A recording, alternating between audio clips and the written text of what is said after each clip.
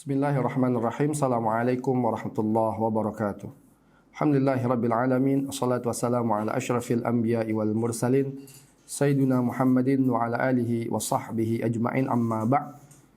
Hadirin pemirsa channel Rumah Quran Al-Muslim yang dirahmati oleh Allah Subhanahu wa taala. Kali ini kita akan membahas tentang keutamaan dan amalan-amalan utama di 10 hari pertama di bulan Dzulhijjah. Sebagaimana kita ketahui bahwasanya hari ini kita sudah masuk di 10 hari pertama di bulan Dzulhijjah. Kemarin pemerintah Indonesia sudah melaksanakan sidang itsbat dan menetapkan bahwasanya tanggal 1 Juli sebagai tanggal 1 Dzulhijjah. Artinya nanti Idul Adha akan kita laksanakan di tanggal 10 Zulhijjah yang bertepatan dengan hari Ahad 10 Juli tahun 2022. Hadirin jamaah yang dirahmati Allah Subhanahu wa taala, banyak sekali keutamaan-keutamaan yang diberikan oleh Allah Subhanahu wa taala di 10 hari awal di bulan Dzulhijjah ini. Ya, sebagaimana kita ketahui hadirin jamaah sekalian, ya, ada 3 waktu dari 1 tahun ini yang memiliki keutamaan yang sangat besar yang Allah berikan kepada kita, kaum muslimin. Yang pertama yaitu 10 hari terakhir di bulan Ramadan. Yang kedua yaitu 10 hari awal di bulan Muharram. Dan yang ketiga 10 hari awal di bulan Dzulhijjah. Dan Allah juga Subhanahu wa taala berfirman, wal fajr walayalin ashr. Allah Subhanahu wa taala berfirman, demi waktu fajar dan demi 10 hari, 10 malam. Para ulama menafsirkan yang dimaksud dengan walayalin ashr adalah 10 hari pertama di bulan Dzulhijjah. Juga sebuah hadis, ya, yang diriwayatkan oleh Ibnu Abbas radhiyallahu anhu berkata, "Ma min ayyamil amal salih fiha ahabbu ila Allah min hadhil ayyam." Kata Al-Imam Ibnu Abbas radhiyallahu an, ya, tidak ada, ya, sebagaimana hadis dari Rasulullah SAW, tidak ada hari yang paling dicintai oleh Allah, ya, untuk berbuat amal saleh di dalamnya kecuali di hari-hari ini. Yakni ayyamul ashr, yaitu hari 10. Maksudnya adalah hari 10 hari pertama di bulan Dzulhijjah. Qalu, maka para sahabat berkata, ya Rasulullah, walal jihad fi sabilillah. Bahkan jihad fi sabilillah ya Rasulullah.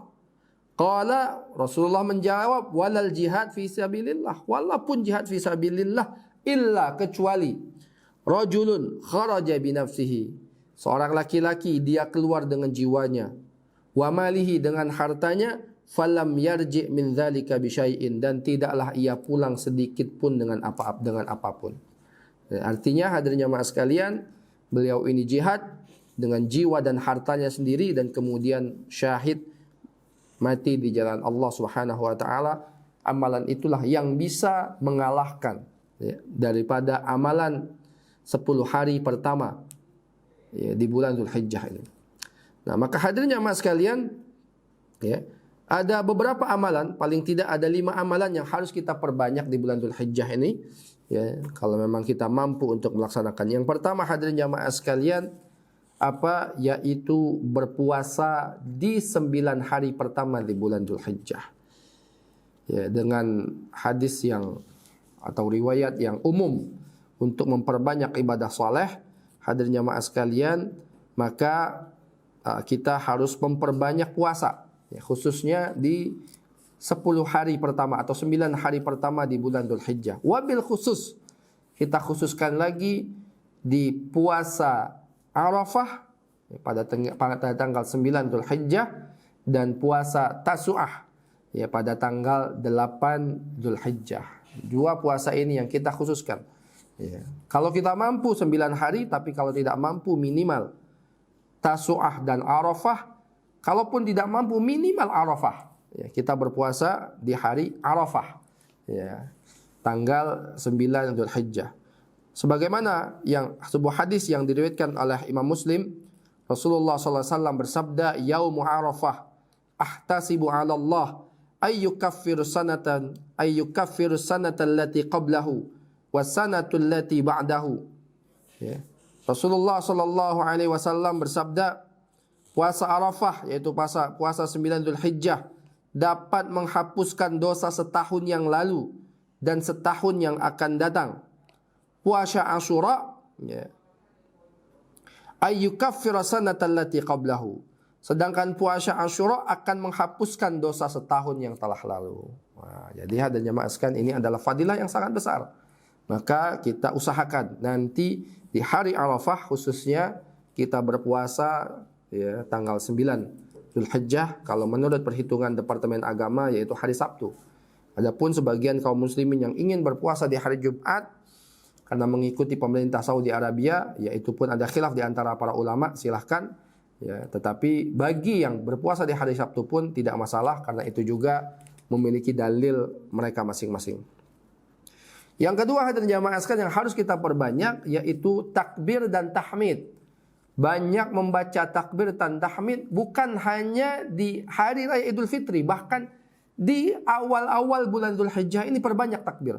Allahu Akbar, Allahu Akbar, Allahu Akbar. La ilaha illallah, wallahu akbar, Allahu akbar, walillahil hamd. Sebagaimana hadis yang diriwayatkan oleh Imam Bukhari, ya. Qala Ibnu Abbas, ya, perkataan Ibnu Abbas, wa dzkurullah fi ayyamin ma'lumat ayyamul ashr. Kata Ibnu Abbas, dan berzikirlah kepada Allah fi ayyamin ma'lumat, di hari-hari tertentu. Kapan yang dimaksud ayyamul ma'lumat? Yaitu ayyamul ashr, yaitu hari 10 di bulan Dzulhijjah. Wal ayyamul ma'dudat, dan hari-hari yang terhitung. Ya, ayyamul ma'dudat. Kapan itu? Ayyamut tasyrik. Jadi 11, 12, 13 itu juga disunnahkan untuk memperbanyak kita berzikir dan bertakbir kepada Allah Subhanahu wa taala. Wa kana Ibnu Umar wa Abu Hurairah. Ibnu Umar dan Abu Hurairah yakhrujani ila suq. Ya, mereka berdua keluar menuju pasar fi ayyamil ashr. Ya, di hari-hari 10 awal bulan Dzulhijjah, yukabbirani. Mereka berdua bertakbir kepada Allah Subhanahu wa taala, wa yukabbiran nas bitakbirihima. Kemudian manusia mengikuti takbir mereka berdua. Wa kabura Muhammad ibn Ali khalfan nafilah. Sedangkan Muhammad ibn Ali radhiyallahu anhu, ya, bertakbir khalfan nafilah, setelah salat sunnah. Jadi Muhammad bin Ali punya amalan khusus bertakbirnya setelah salat sunnah. Intinya di 10 hari pertama bulan Dzulhijjah ini kita memperbanyak takbir, ya, kepada Allah Subhanahu wa taala.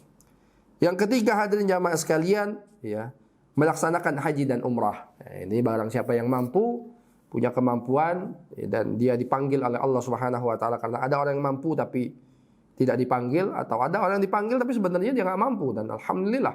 Ya, nah, kalau kita punya kemampuan dan dipanggil oleh Allah, hendaknya kita berusaha, ya, untuk melaksanakan haji dan umrah. Tapi bagi orang yang mampu dan belum ada keinginan, ya, percepat. Ya, kalau tidak bisa tahun ini, tahun yang akan datang, ya, kita melaksanakan haji.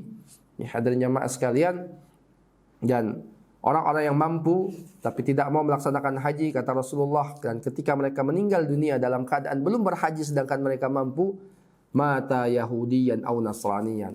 Ya, ancaman Rasulullah mati dalam keadaan Yahudi atau Nasrani. Masya Allah.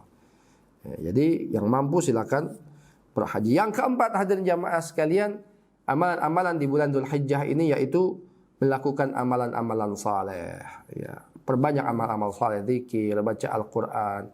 Sebagaimana, ya, menurut para ulama, bulan Dzulhijjah termasuk Syahrul Hurum, bulan-bulan suci, bulan-bulan yang diharamkan oleh Allah.